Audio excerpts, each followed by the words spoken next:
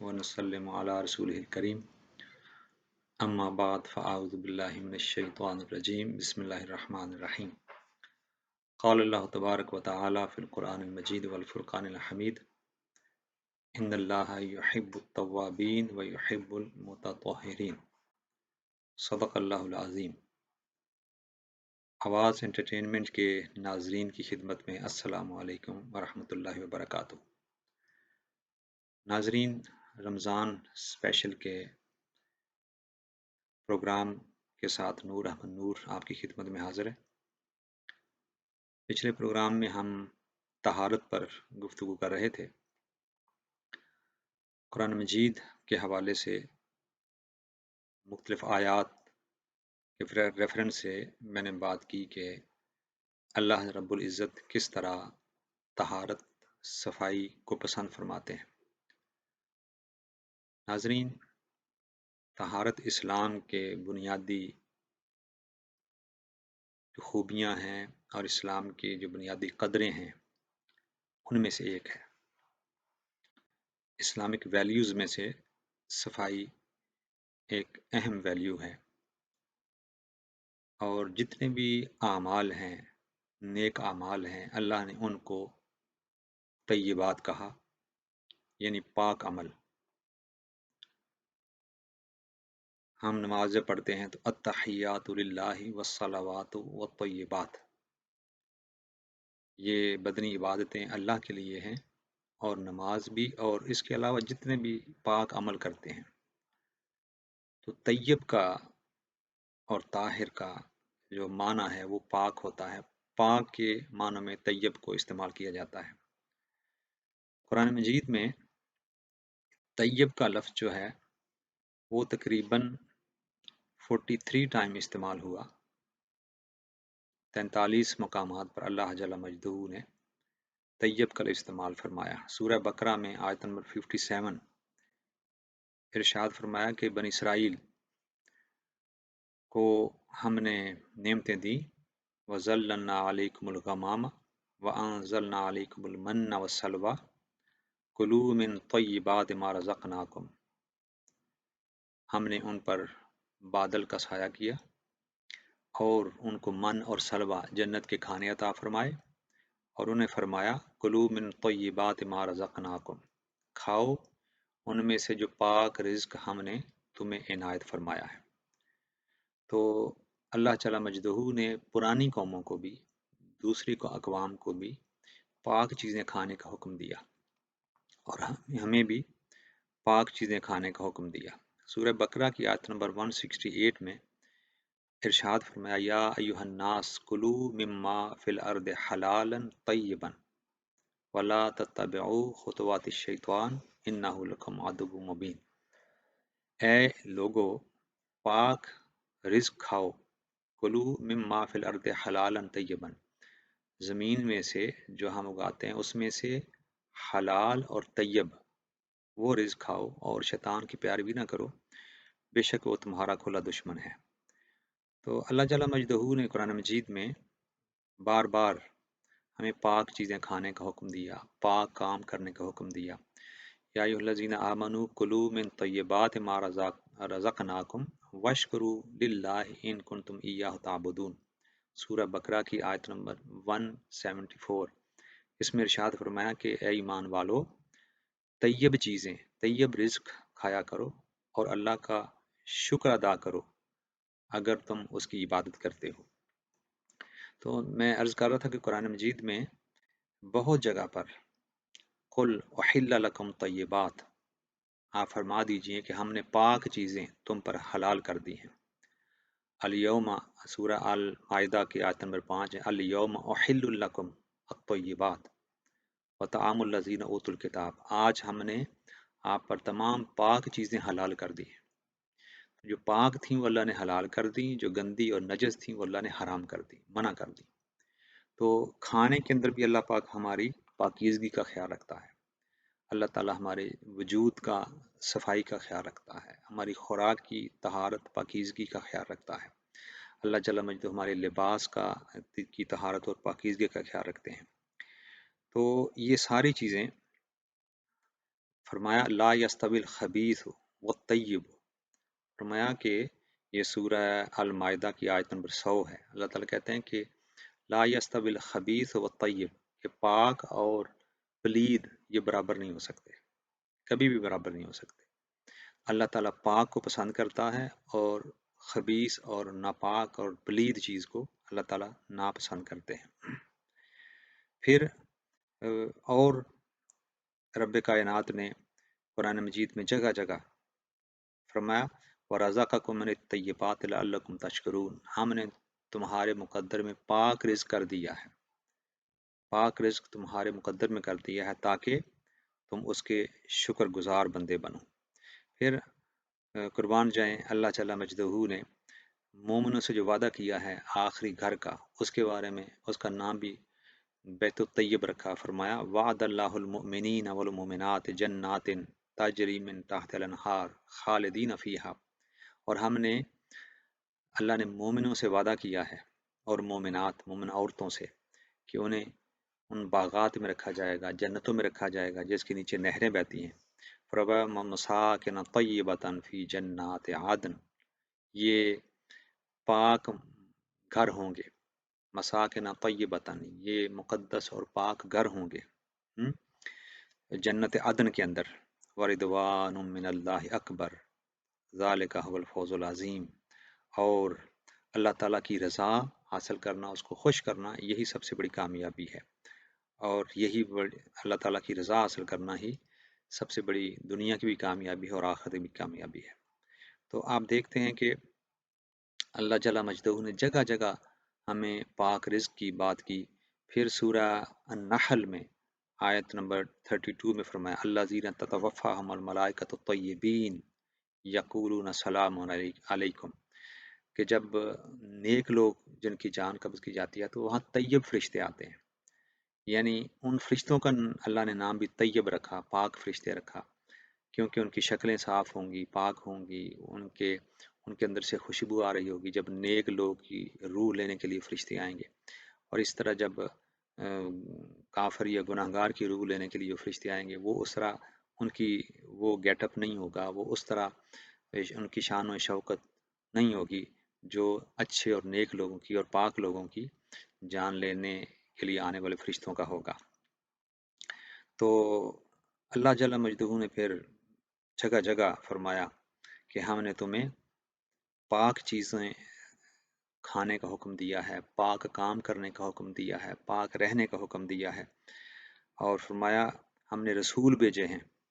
اور ان کے ذریعے تم تک یہ ہمیشہ پیغام بھیجا ہے کہ پاک چیزیں کھانی ہیں۔ پھر اللہ جل مجدہ نے سورہ نور کے اندر مومنوں کی تعریف کرتے ہوئے اور بندوں کی قسمیں گنواتے ہوئے کہ مختلف قسم کے بندے ہوتے ہیں، تو رب کائنات نے ارشاد فرمایا الخبیثات للخبیثین والخبیثون للخبیثات، ناپاک عورتیں ناپاک مردوں کے لیے اور ناپاک مرد ناپاک عورتوں کے لیے۔ پھر فرمایا والطیبات للطیبین والطیبون للطیبات، فرمایا کہ پاک عورتیں پاک مردوں کے لیے ہیں اور پاک مرد پاک عورتوں کے لیے ہیں۔ تو آپ دیکھیں کہ کس طرح اللہ رب العزت نے ہر جگہ پاکیزگی کا ہمیں حکم دیا ہے اور ہمارے لیے پاکیزہ چیزیں تحفتاً رکھی ہوئی ہیں۔ ایک جگہ فرمایا تحیتم من عند اللہ مبارکتاً طیبتاً کذالک یبین اللہ لکم الآیات، کہ اللہ تعالیٰ نے مبارک اور عمدہ چیزیں ہمارے لیے رکھی ہوئی ہیں مومنوں کے لیے، یہ تحیہ ہے، یہ مومنوں کے لیے گفٹ ہے جو اللہ پاک نے جنت میں مومنوں کے لیے پاک چیزیں رکھی ہوئی ہیں۔ پھر ارشاد فرمایا سورہ فاطر میں آیت نمبر 10 الیہ یصعد الکلم الطیب والعمل الصالح، تم زندگی میں عمل تو بہت کرتے ہو لیکن اللہ کی بارگاہ میں کون سے پہنچتے ہیں؟ الکلم الطیب، پاک باتیں، پاک کلمے، پاک الفاظ رب کی بارگاہ میں حضوری پاتے ہیں، اور عمل الصالح اور پاک عمل اور نیک عمل اللہ کی بارگاہ میں پہنچتے ہیں۔ ایک جگہ فرمایا اللہ الذی جعل لکم الارض قرارا والسماء بناء، اللہ وہی ہے جس نے تمہارے لیے زمین قرار کی جگہ، رہنے کی جگہ بنائی، اور آسمان تمہارے لیے چھت بنائی، وصورکم اور تمہیں صورتیں دی، فاحسن صورکم اور تمہیں خوبصورت شکلیں دی، ورزقکم من الطیبات اور اللہ پاک نے تمہارے لیے پاک پاک رزق مقدر کر دیا ہے۔ ذالکم اللہ ربکم وتبارک اللہ رب العالمین، یہ تمہارا رب ہے، یہ اللہ ہے جو تمہارا رب ہے، پالنے والا ہے، اور وہ بابرکت ہے تمہارا رب جو سارے جہانوں کا مالک ہے اور سارے جہانوں کا رب ہے۔ پھر رب کائنات نے سورہ جاسیہ میں ارشاد فرمایا، فرماتے ہیں کہ لقد آتینا بنی اسرائیل الکتاب والحکم والنبوۃ، اور ہم نے بنی اسرائیل کو کتاب دی، حکم دیا اور نبوت عطا فرمائی، ورزقناہم من الطیبات وفضلناہم علی العالمین، اور ہم نے ان کو پاک رزق عطا فرمایا اور جہان والوں پر فضیلت عطا فرمائی۔ تو آپ دیکھتے ہیں قرآن مجید میں جگہ جگہ پاک رزق کی بات آئی، پاک عمل کی بات آئی، پاک سوچ اور پاک اخلاق کی بات آئی، اور جو زندگی میں اس دنیا میں پاکی کے ساتھ زندگی گزاریں گے، فواحش اور حرام چیزوں سے بچیں گے، نجس اور گندگی سے بچیں گے، گندی سوچ، گندے فکر، گندے الفاظ، گندی سماعت، گندی بصارت، ہر منفی، ہر نیگیٹو، ہر غلط، ہر گندی چیز سے بچیں گے، اور ہر پہلو میں زندگی کے ہر ایسپیکٹ کے اندر وہ صفائی رکھیں گے، طہارت رکھیں گے، ذہنی طہارت کا خیال رکھیں گے، زبان کی طہارت کا خیال رکھیں گے، پاکیزگی کا خیال رکھیں گے، نظر کی طہارت کا خیال رکھیں گے، کانوں کی طہارت کا خیال رکھیں گے، ہاتھوں کی طہارت کا خیال رکھیں گے، یعنی ان سب آرگن سے، سب اعضاء و جوارے سے کوئی غلط کام نہیں کریں گے، گندا کام نہیں کریں گے، برے کام نہیں کریں گے، پاک اور صاف رہیں گے۔ تو فرمایا کہ وہ پاک رب تمہیں پاک گھر عطا فرمائیں گے۔ تو ناظرین، اسلام دنیا کے اندر بھی پاکیزگی کی بات کرتا ہے اور آخرت میں بھی پاکیزگی کی بات کرتا ہے، اور اللہ کو وہ لوگ بہت پسند ہیں جو پاک رہتے ہیں۔ تو اس دعا کے ساتھ میں احادیث کی طرف بڑھتا ہوں کہ قرآن مجید کی صرف آیتیں طہارت اور پاکیزگی کے حوالے سے ڈسکس کرنا شروع کر دیں تو وہ ایک عرصہ چاہیے اس کے لیے بھی۔ تو میں آگے بڑھتا ہوں کہ سرکار دو عالم صلی اللہ علیہ وآلہ وسلم نے طہارت کے بارے میں کیا ارشاد فرمایا۔ آپ دیکھتے ہیں کہ رب کائنات نے سورہ المائدہ کی آیت نمبر 6 میں ارشاد فرمایا، یا ایھا الذین آمنوا اذا قمتم الی الصلاۃ فاغسلوا وجوہکم وایدیکم الی المرافق وامسحوا برؤوسکم وارجلکم الی الکعبین وَإِن كُنتُمْ جُنُبًا فاطَّهَّرُوا وَإِن كُنتُم مَرْضَىٰ أَوْ عَلَىٰ سَفَرٍ أَوْ جَاءَ أَحَدٌ مِّنكُم مِّنَ الْغَائِطِ أَوْ لَامَسْتُمُ النِّسَاءَ فَلَمْ تَجِدُوا مَاءً فَتَيَمَّمُوا صَعِيدًا طَيِّبًا فَامْسَحُوا بِوُجُوهِكُمْ وَأَيْدِيكُمْ مِنْهُ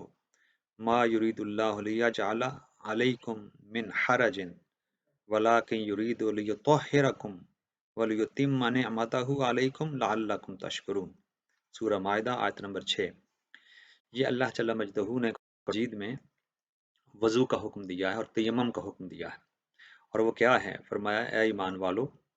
جب تم نماز پڑھنے کا ارادہ کرو تو منہ اور کہنیوں تک ہاتھوں کو دھو لیا کرو، اور سر کا مسح کیا کرو،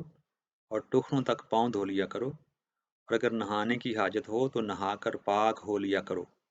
اور اگر بیمار ہو یا سفر میں ہو تو اور تم میں سے بیت الخلاء سے ہو کر کوئی آیا ہو، یا تم عورتوں سے ہم بستر ہوئے ہو اور تمہیں پانی نہ مل سکے تو پاک مٹی لو اور اس سے منہ اور ہاتھوں کا مسح یعنی تیمم کر لو۔ تم پر اللہ کسی طرح کی تنگی نہیں کرنا چاہتا، بلکہ وہ چاہتا ہے تمہیں پاک کر دے اور اپنی نعمتیں تم پر پوری کرے تاکہ تم شکر گزار بن جاؤ۔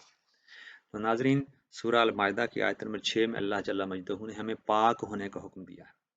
اس لیے کہ ہم نے رب سے ملاقات کرنی ہے، ہم نے نماز پڑھنی ہے، اس پاک بارگاہ میں حاضر ہونا ہے۔ تو فرمایا پہلے اپنے آپ کو پاک کرو، اپنے آپ کو جسم کو صاف کرو، ظاہری صفائی اختیار کرو۔ اگر پانی نہیں ملتا تو پاک مٹی لو، اس میں ہم نے وہ خاصیت رکھی ہے کہ وہ تمہیں پاک کر دے گی۔ اور فرمایا کہ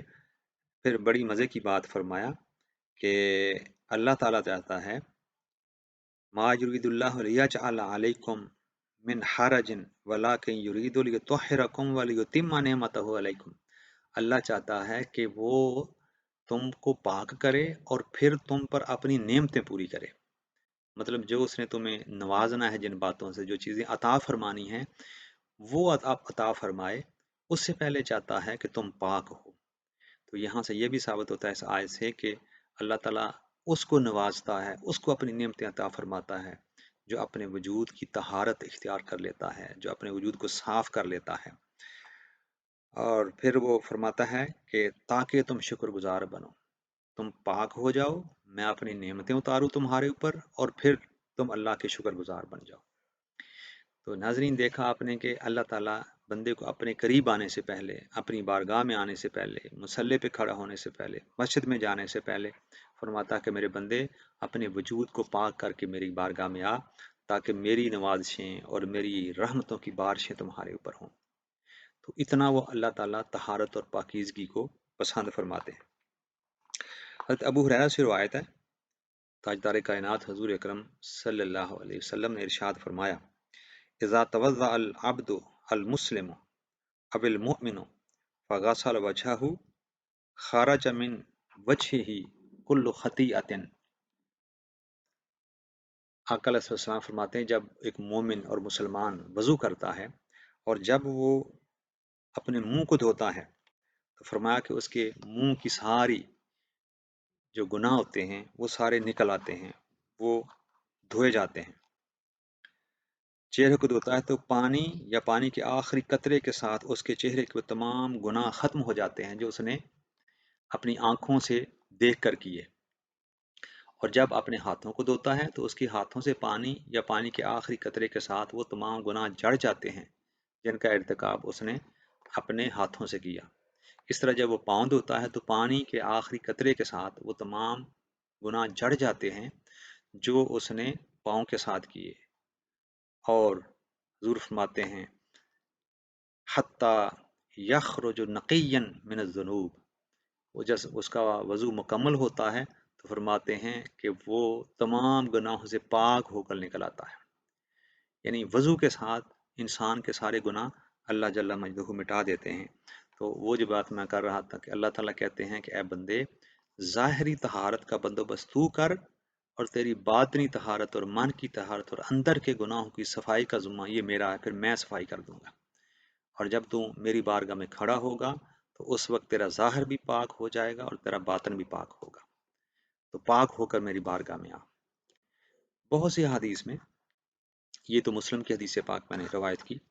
اسی طرح ایک اور حدیث پاک بڑی پیاری ہے، عبداللہ سنابحی رضی اللہ تعالیٰ عنہ صحابی ہیں، روایت کرتے ہیں کہ آقا علیہ السلام نے فرمایا جب آدمی وضو کرتے ہوئے کلی کرتا ہے تو اس کے منہ سے گناہ خارج ہو جاتے ہیں، جب ناک میں پانی ڈال کر چھڑکتا ہے تو اس کے ناک سے گناہ نکل جاتے ہیں، اور جب چہرہ دھوتا ہے تو چہرے کے گناہ نکل جاتے ہیں، حتیٰ کہ وہ گناہ اس کی آنکھوں کی پلکوں سے نکل جاتے ہیں، اور جب وہ اپنے ہاتھ دھوتا ہے تو اس کے ہاتھوں کے گناہ نکل جاتے ہیں، یہاں تک کہ اس کے ہاتھوں کے ناخنوں سے نکل جاتے ہیں۔ فرمایا حتیٰ تخرج من تحت اظفار یدئی، یہاں تک کہ اس کے جو ناخنوں کے نیچے گناہ ہوتے ہیں حضور فرماتے ہیں کہ وہ بھی نکل جاتے ہیں۔ اور جب سر کا مسح کرتا ہے فَإِذَا مَسَحَ رَأْسَهُ فَخَرَجَتِ الْخَطَايَا مِنْ رَأْسِهِ، اس کے سر کی خطائیں اور دماغ کے اندر جو برے خیالات ہوتے ہیں وہ خطائیں نکل جاتی ہیں۔ اور پھر فرماتے ہیں کہ جب کانوں کا مسح کرتا ہے تو کانوں کے گناہ نکل جاتے ہیں، جب پاؤں دھوتا ہے تو اس کے پاؤں کے گناہ اس کے پاؤں کے ناخنوں کے راستے نکل جاتے ہیں، پھر مسجد کو جانا اور نماز ادا کرنا زائد نیکی بن جاتی ہے۔ فرمایا ثم کان مشیہ الی المسجد وصلاتہ نافلۃ، یعنی اتنا کرنے سے تو اس کے گناہ ختم ہو جاتے ہیں، اب جب اس کے بعد وہ اور اچھے کام یا نیک کام کرنے لگتا ہے تو وہ اس سے ایکسٹرا ہے، وہ اضافی ہیں، اس سے پہلے اللہ تعالیٰ اس کے صفائی، باطنی صفائی اور طہارت کا بندوبست کر دیتے ہیں۔ اور مسلم کی ایک لمبی حدیث میں یہ بھی آیا ہے، حضور نے فرمایا کہ پھر اگر وہ کھڑا ہو جائے اور نماز ادا کرے اور اللہ کی حمد اور اللہ کی ثنا بیان کرے، اللہ کی شان بیان کرے، تو وہ اپنی گناہوں سے ایسے پاک ہو جاتا ہے جس طرح بچہ ماں کے گھر پاک پیدا ہوتا ہے۔ سبحان اللہ۔ فَإِنْ وَقَامَ فَصَلَّى فَحَمِدَ اللَّهَ وَثْنَى عَلَيْهِ وَمَجَّدَهُ بِالَّذِي هُوَ أَهْلَهُ وَفَرَّغَ قَلْبَهُ لِلَّهِ تَعَالَى إِلَّا انصَرَفَ مِنْ خَطِيئَتِهِ كَيَوْمِ وَلَدَتْهُ أُمُّهُ۔ فرمایا جب اللہ کی حمد و ثنا کرتا ہے،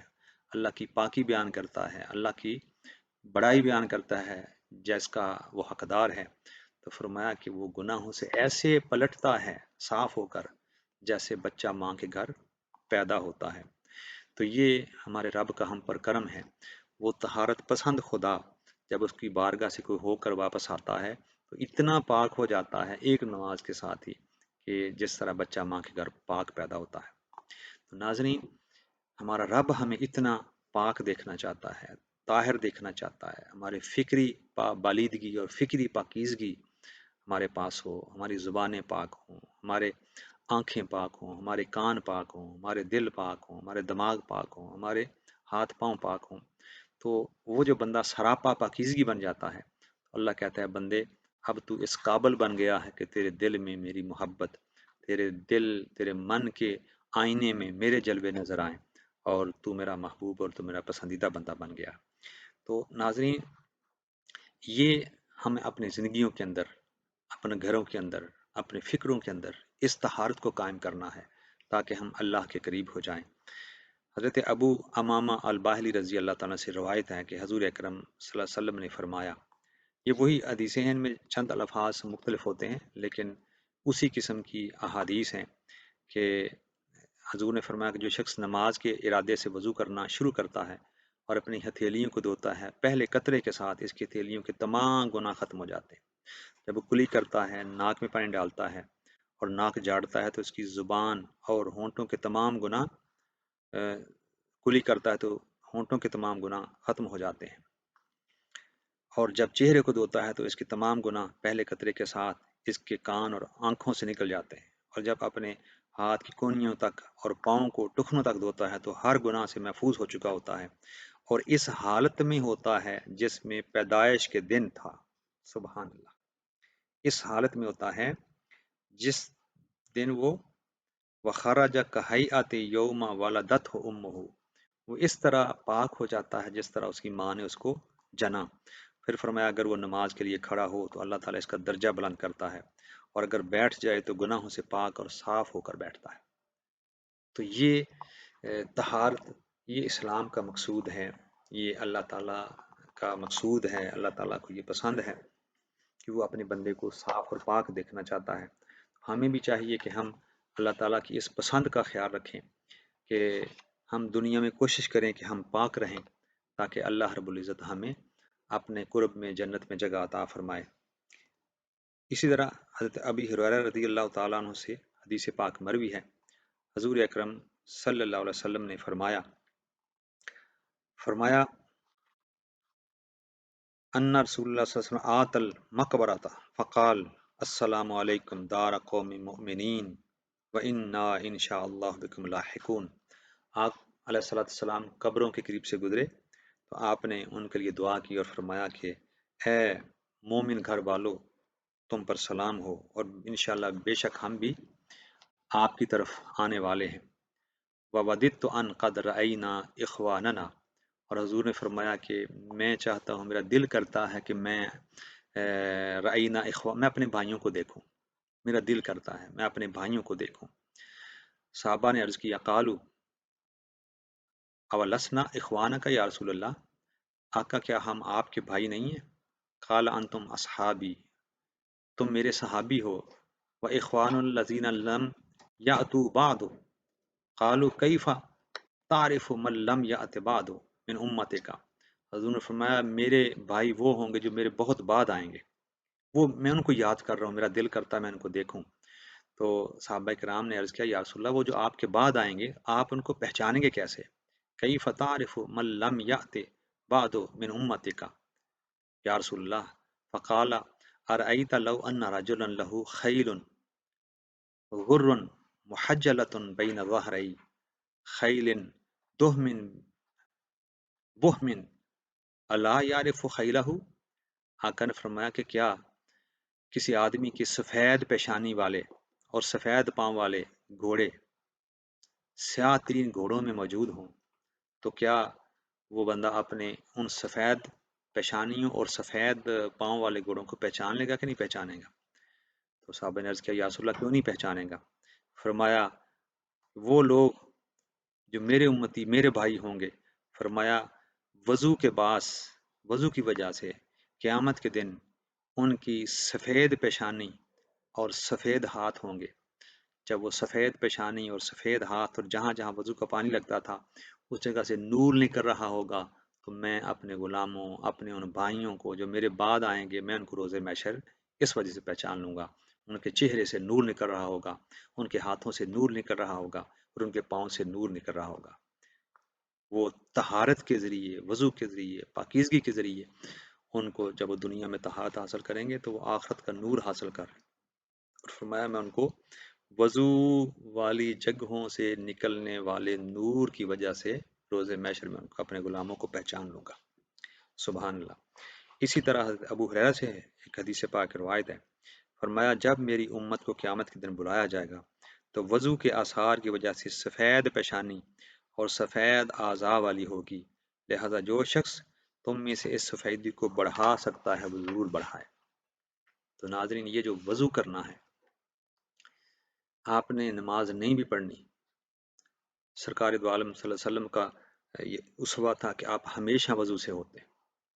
जितने नेक लोग गुजरे हैं, जितने पाक लोग गुजरे हैं, जितने औलिया और सुलहा गुजरे हैं, जितने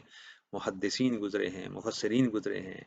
जितने अहले दीन अहले इल्म गुजरे हैं, उनका वतीरा रहता था कि हमेशा वज़ू से रहें, हमेशा। और जब वज़ू से इंसान हो तो